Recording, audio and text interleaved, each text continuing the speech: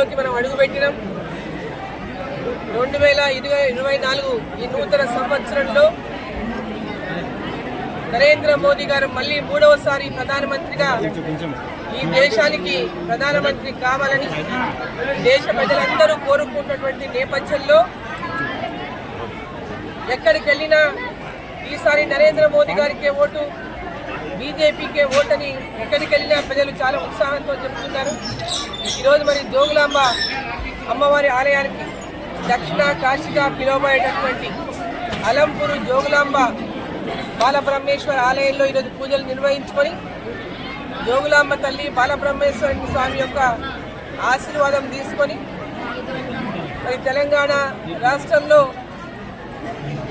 వచ్చేటటువంటి పార్లమెంట్ ఎన్నికల్లో అత్యధిక స్థానాల్లో భారతీయ జనతా పార్టీ పార్లమెంట్ అభ్యర్థులను గెలిపించడానికి అమ్మవారు ఆశీర్వదించాలని, అదేవిధంగా దేశంలో మళ్ళీ 3వసారి నరేంద్ర మోదీ గారు ప్రధానమంత్రి ఖచ్చితంగా అవుతారని, అమ్మ ఆశీర్వాదం పూర్తి స్థాయిలో అందించాలని చెప్పి మేము పూజలు నిర్వహించడం.